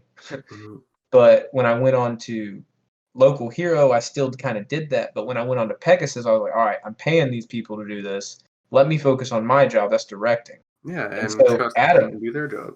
Yeah, and then Adam even told me, he was like, dude, I could see an improvement from Local Hero, and Local Hero is good. And I was like, and he was like, but it's got its flaws, Yeah, the first thing. And then he was like, that's an improvement. That looks really good from what you came from. And so I was like, well, thanks, man. You don't see that as a creator.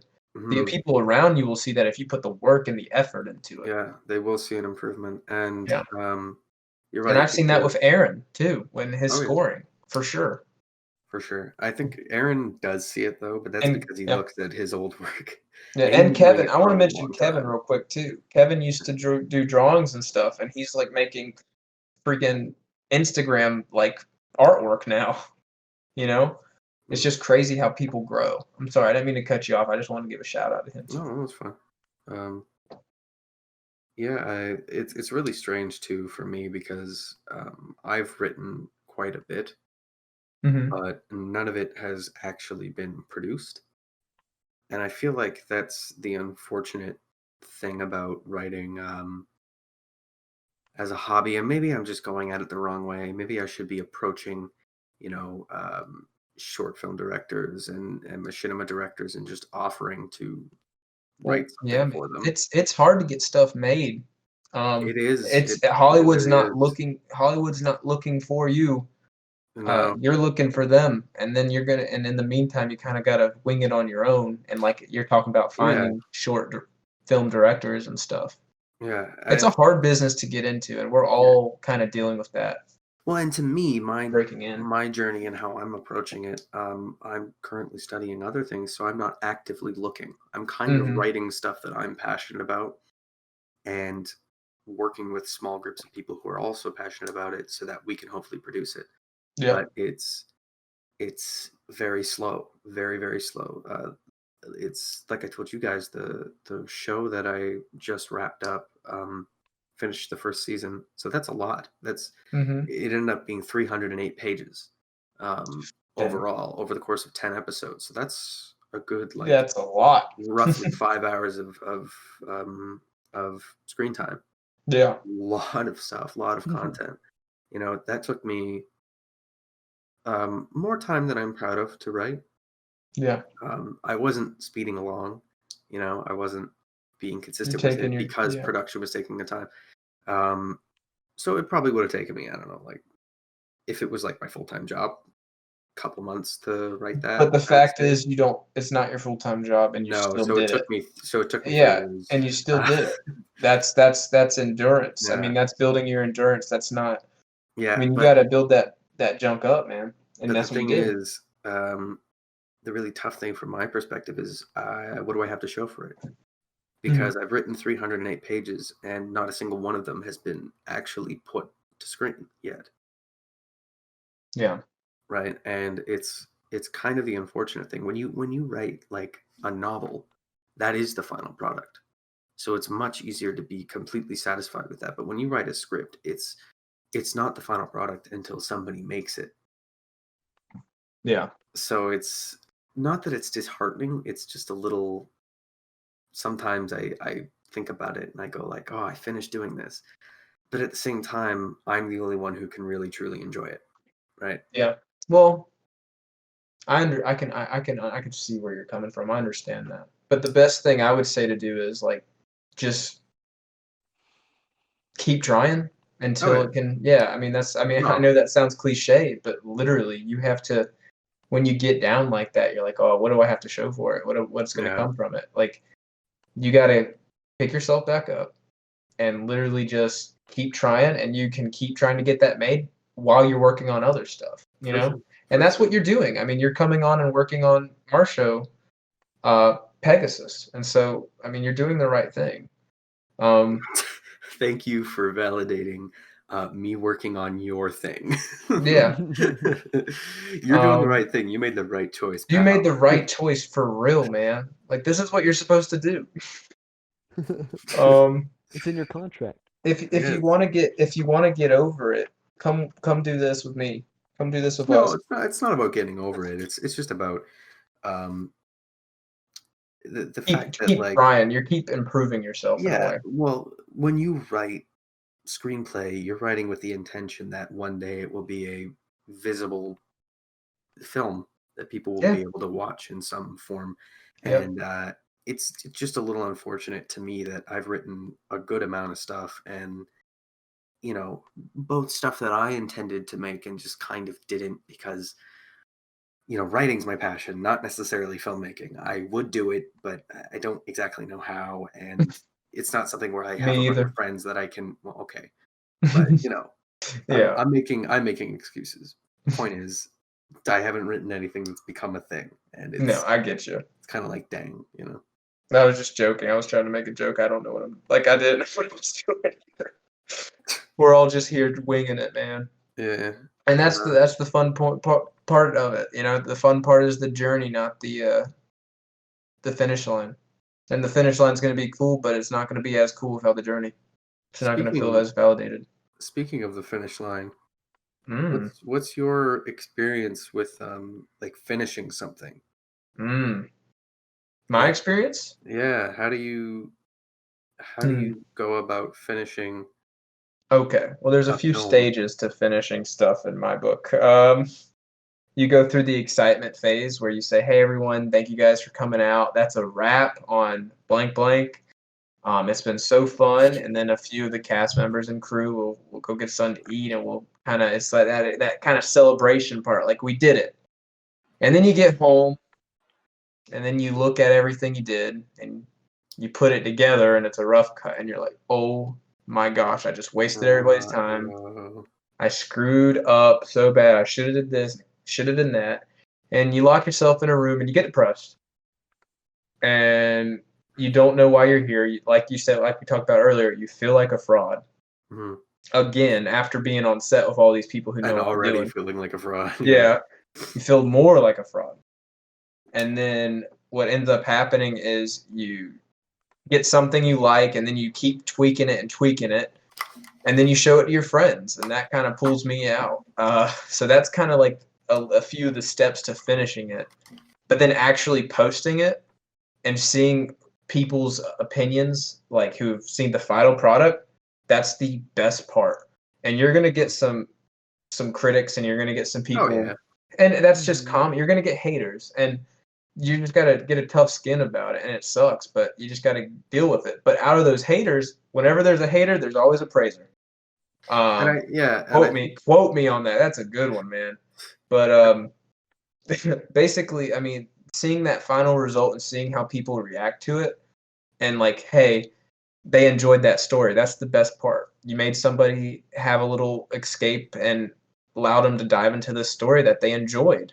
And so that's the final finishing something for me. That's the goal I like to have, is telling a story that somebody will like to see and hear.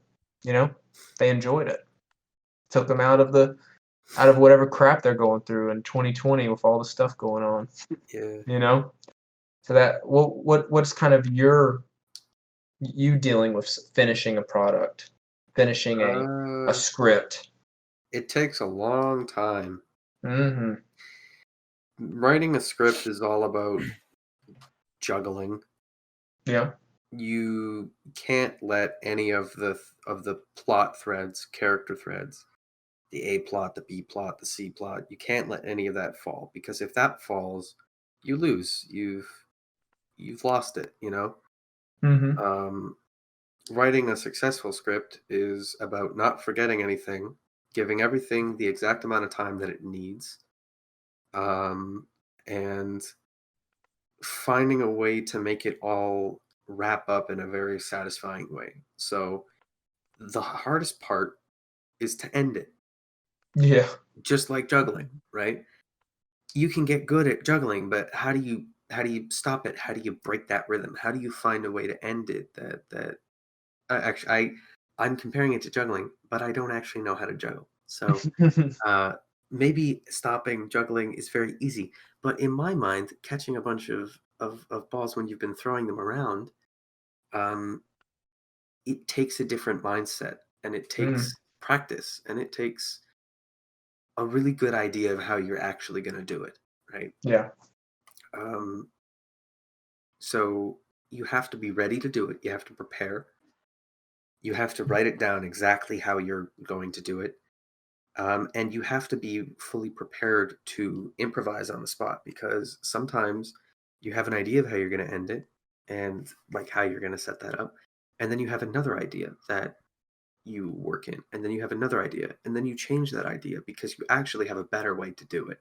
Yeah. And by the time you get to the ending that you thought you were going to have, it's just not set up quite in the right way. You have two slightly different puzzle pieces that almost connect, but not really. And Yeah, it's a journey. It's yeah, I agree.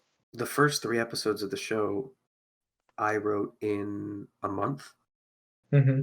And then after that, the next 3 episodes took about a month each to write.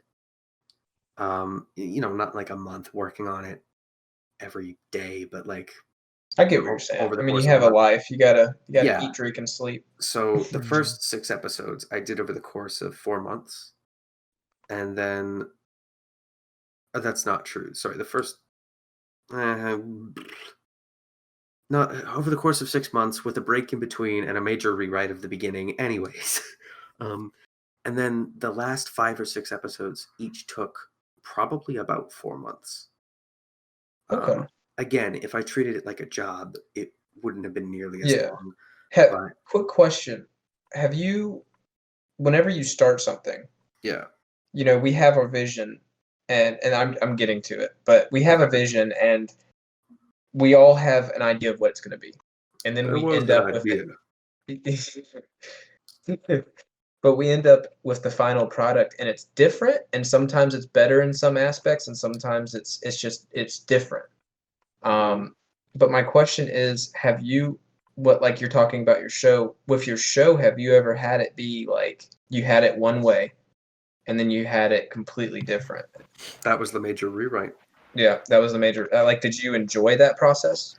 I didn't enjoy coming up with a way to make it work, because it's really tough to change your mind when you're so set on something, and when you've already written Exactly, yeah. But then you have to kill your 60, babies. 70 pages. Yeah. And that's not an endorsement for that political thing. That's just a Okay. phrase. Anyways, I just wanted to say that we're not okay. political here. Yeah. All right, continue. Yeah, you have to think about it, and you should always be thinking about it. And Yeah. when someone comes up to you and says, "Hey, I really don't think this is the best way to go about it," you need to take that seriously. And Yeah. it's very easy to go, "No, you're wrong. Here's my idea. It's a good idea." But that's not always the right thing to do. Sometimes you are right to say that. I think if somebody told me now that the idea I have doesn't work, which there are definitely people out there who won't like it, I wouldn't tell them to piss off, but I wouldn't take it to heart. I'd be like, Yeah. okay. And then I just wouldn't really do much with it, because You got to do you. Yeah. to an extent. And Yeah. Exactly. I've thought about it so much. I feel like I've finished the story. It's good, right? But in the beginning, I didn't exactly have a very good idea about how to do it. I hadn't thought about the entire season. I just kind of started writing. And when you just start writing, you don't have an idea. Sometimes the idea that develops is underdeveloped, Yeah. So having to change it was a pain in the ass, but Oh, yeah. and took forever. It was a huge setback, but it was a necessary setback. And if I didn't do that, I wouldn't be happy with the story that I would have ended up with, honestly. Yeah, I And agree. now I And am. yeah, well, I think that's part of the creative, and I know I keep saying this, but I think that's really part of it. That's a big thing with the when you're creating something and then looking back at the final product and just being like, Mhm. wow, this is different than I thought, and that's a weird feeling. That's a very weird feeling to have, but it's also Yeah. it can be a good feeling if you put your heart and soul into it. You're like, wow. Ewan, what about you? Kevin, what about you? What exactly are we talking about? We're talking about having to start from finishing. scratch and also finishing something. Yeah. Finishing something. Yeah. Okay. Well, I always tell myself to always finish something. Whether it may be, a load of shit or it might be the greatest thing in the world. Just finish it, because no matter what the outcome is, you'll always feel a sense of completion, and it'll make you want to go do something else. Yeah. And it gives you a sense of like you're able to move on after that. Oh yeah. After you finish something, you're able to say, okay, done with that, next thing. But I guess I can talk about creating something, since that's kind of what you did. Yeah, sorry. But No, you're good. Just go through the process creative to finishing it. so I tend to finish things very quickly, and I tend to come up with ideas very quickly. I feel like the best, at least in my realm of creativity, I feel like the best ideas come from quickness and fastness and just going, A good pace. oh, Yeah. I have this idea, let's do it. Oh, I thought Um, you literally had an idea first. I was like, okay. My no, bad. I was just saying, I feel like the Yeah, I best got you. ideas, come from Okay. that sort of like Yeah. something pops into your head and you go and do it immediately. Mhm. And if it's bad, then it's bad, and you can fix it tomorrow. But if it's Yeah. good, then you keep going with it. But I tend to do things very fast. And I think part of the reason that I'm able to do something very fast, I've been frowned upon for it, and a lot of composers will frown upon you. Well, not a lot, but there's a good chunk of composers that will frown upon you for doing such a thing. But I Everyone's do gonna be different. do what What's they the thing? What's the thing? call improvisational orchestration, which Oh. basically means that I open when I go to score a scene or write a piece of music or whatever, I have an idea in my head and I go in and I start from scratch, and I basically just do it as I go. There's no Okay. set plan, there's no set idea of how the piece is gonna go or how the cue is going to go. It just happens right there, like, spur of the Yeah. moment. It's like, okay, I have this idea for how it's going to begin, do it, and then listen back to it, and then, okay, based off of that, this is how it's going to continue. And that's how I'm able to get things done so fast, is because I just go based off of what pops into my head, and it's all boom, boom, boom.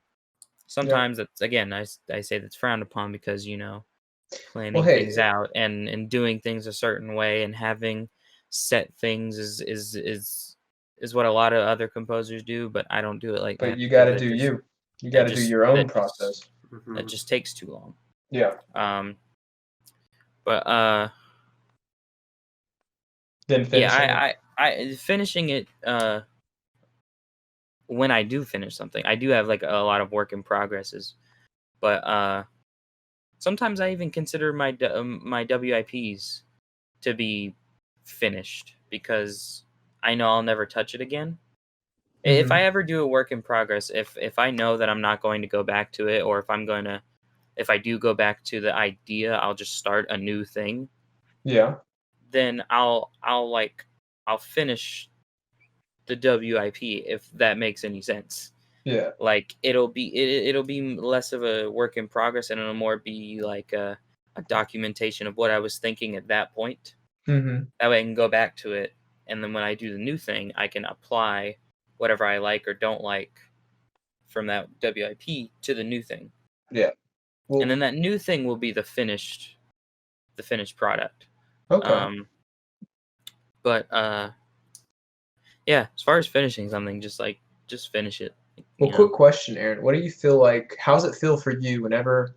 And I'm just saying this because we worked on it together. How did it feel for you to see your composed music on the film screen, and like how'd that feel when you saw the final product and you knew it was done? And how'd you feel? Did you feel like you did a good job? And I initially, yeah, I felt like I did a pretty sweet job.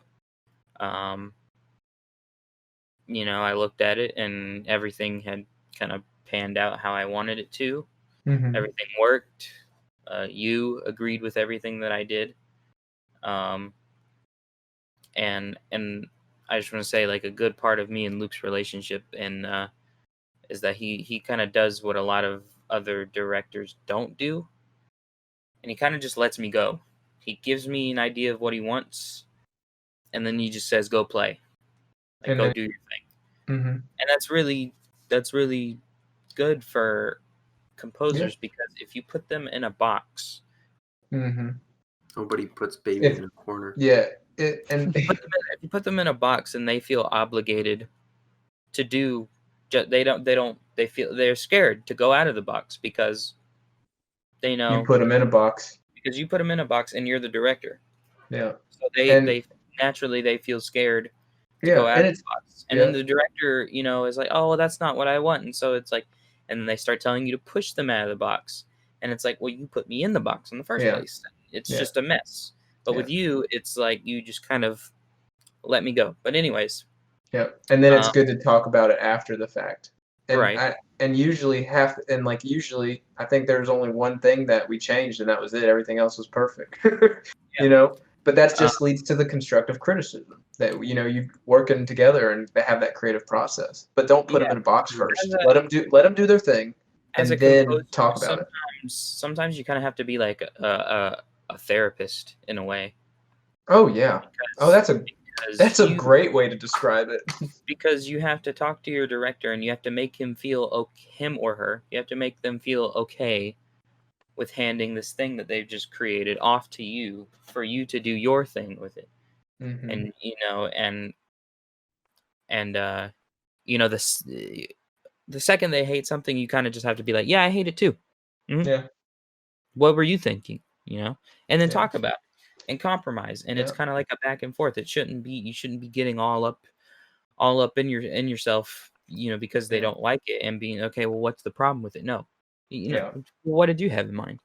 It has to be a back and forth thing. But what I was saying about Local Hero, I felt like we had done good. I felt like everything had worked out like we wanted to. Like I said, you liked it. We were happy with it. Shit. It wasn't until sorry, you're good. It wasn't until I started showing it to people, and when I got a little bit nervous. I wasn't extremely nervous. Mm-hmm. When I started showing it to people, I was like, okay, I hope they like it. But it was like, if they don't, whatever. Screw them. But when we got to the premiere, that's when I really started to get nervous because there's a whole crowd. There's a whole crowd bunch of people. Yeah, I didn't know half the people that were there. And what you just did, and I just... Dude, what you just did, you worded it like you have to think about what you've done. Go sit in the corner, Aaron. Yeah, dude, I mean, it was so scary, that premiere. Like, I literally was like, oh my gosh, what if everyone just came here and was like... It's funny that you say that, because I did go sit in the corner. I went all the way to the back, and I had... Him and his cousin and his family. Yeah. Well, my family was up toward the front. They were actually... they were in the middle. You were actually watching it. Yeah. Wayne wanted to go and sit up there with them. My cousin Wayne, he wanted to go sit up there with them. No, Bruce Wayne. I dragged him to the back and was like, "We're not going up there. We're gonna stay back here and not watch it." And so he poor thing, he had to watch it from the back, but I did not watch any of it. I was looking at the people and what their reactions were. But Me too, dog. Me too. luckily they all liked it. They all really liked it. Good on Uh, you. they all there was some weird moment where they clapped when your name popped up. They were like, yeah, woo. And then there was some weird moment when everybody clapped when my name popped up, and I wasn't expecting that Exactly. because nobody Yeah. knew who I was except for my Exactly. family. Mhm. And But I was like, they knew they liked the music. Yeah. this is weird, but okay, cool. I guess they Yeah. liked it. And so that was fun. The premiere was fun. I Speaking think of that's the premieres, celebrating part that I really enjoyed. Like Yeah. just being able to see people enjoy a story that you put your heart and soul into, and making And so I think that was a fun experience. And I remember Aaron had to pull me off the computer like 2 days or like a day before I had to like get it ready for the premiere, and I was still editing it, trying to fix it. And that's the good thing about your friends and everything. They're like, dude, leave it alone. It's golden. You're changing like 2 seconds. You're trimming stuff down to 2 seconds. You're good. Yeah. And sometimes you go down a hole, you gotta get pulled out of it and then celebrate. Yeah, so sometimes as a creator you have to know when it's finished. You can't keep playing with it. You gotta at some point you have to stop and be like, okay, this is done. If I touch it anymore, it's gonna be destroyed. Well, and that's the hard part too, because you say, you can't keep playing with it. The problem is you can keep playing with it indefinitely, right? You can But keep you shouldn't. tweaking. I know. shouldn't. I know. I'm saying like it's very difficult to know when it's done, and it is possible that you could improve it by tweaking one or two little things, but it's kind of like a give and take. How much time would you have to give to get that improvement, and would that improvement be worth it? And if it's more worth your time and sanity to say this is done and to move on to your next thing, right, where you can use what you've learned to make something better, than to spend all your time trying to make this one thing the best thing ever. Sometimes it's more worth your time to move on than it is to stay and try to tweak something for the rest of your life. And the thing about that is that whenever you're in that, like, you're at the end but you're still tweaking even though you don't really need to, the thing about that is that you're in the mindset of I have to make this thing perfect, and that's what makes it hard, is that you can't make it perfect. Nothing is perfect. You're never gonna you're never gonna make something perfect, and that's what you have to understand in order to stop. And you're always going to see issues with your thing that nobody else on the planet sees. And you look at Local Hero, you told me all these problems that you had with Local Hero. Honestly, I think Local Hero is good. Like, I think it's really good. And Aaron looks at his older soundtracks, including Local Hero, and think they would be bad. Or not that they're bad, but that like he wouldn't do it that way, kind of thing. Yeah, and that's part of life. Like you grow in general, and you're gonna be a different person in a year from who you are now. And so, I mean, that's looking back with your art. You're gonna be a different artist in a way. You're gonna be growing. You start off.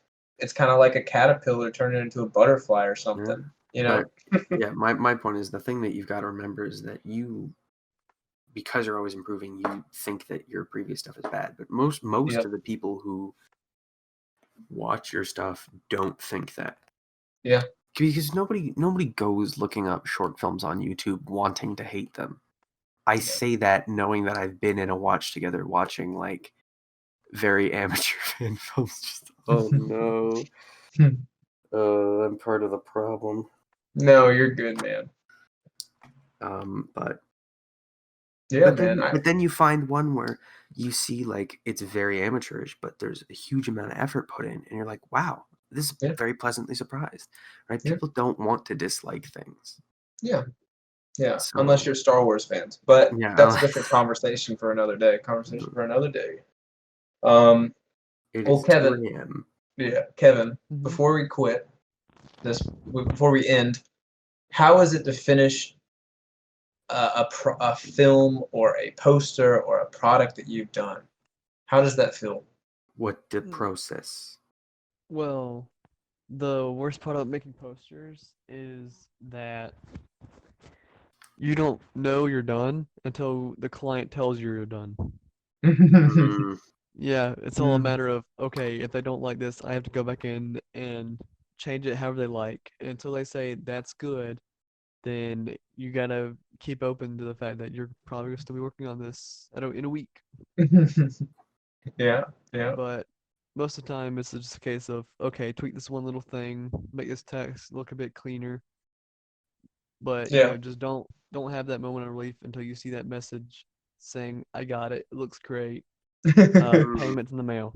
Yeah. That's weird. That's weird actually, because I mean that makes perfect sense, but from my perspective, I've never personally experienced that kind of thing, because it's just totally different art form, I guess. Yeah, But yeah, that sounds very alien to me. yeah. That sounds better than what we have to go through with that. I don't We know gotta about Yeah. that. personally for me. It's That funny, sounds better. Kevin. You use the word client, Mm-hmm. and it's funny you said it. Made me think about how I hate that word. I hate calling people that I work with my clients, because it's just like, It and I sounds don't know. There's professional to me like, though. it sounds professional, but it makes me personally feel like distance Cringe. from who I'm working with, and I'd rather Gotcha. feel like right there with them. Like we're friends almost. Yeah. Um, I'd rather become friends with them than just work on it and then see you later, client. Yeah. But anyways, that's not the point. I just thought I'd bring Well, that I up. 'Cause I usually was I like, use It, that it term. makes sense for the poster creation.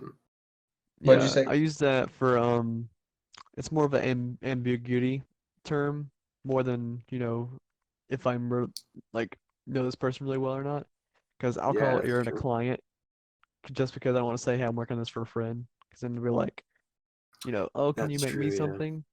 Oh It's like, no. Yeah. no, it's like, True. I'm your friend. I'm like, no, this is for Yeah, but something that's being Aaron's a better published. friend. That would be an awkward conversation. Yeah. Uh, Oh man, well that was a fun chat, guys. I'm really glad we all did this Yeah. spontaneous podcast. Uh but yeah guys, thanks for joining. Thank you again, Kevin, for being with us, and Adam and Aaron. It was really fun to just get together and talk, and I really appreciate the conversation we had, guys, and I hope you guys out there enjoy it too. And well, that was the first episode of Sneak Peek Film Talks. So until next week or next year or however this quarantine and everything goes, whenever we get to it, have a good morning, evening, and night. I guess. Afternoon. Yeah. What say it? Do it properly. Do the Truman. What? Do the Truman. Oh, geez, The I never saw Truman? that movie. Oh, you've never seen the Truman Show? um, good Great. morning, Great, just went out the afternoon, window. evening, or night. I don't know. We're gonna end it on that note. All right. We lost all our credibility with that one. Yeah, we lost. We got to delete the podcast. Sorry, guys.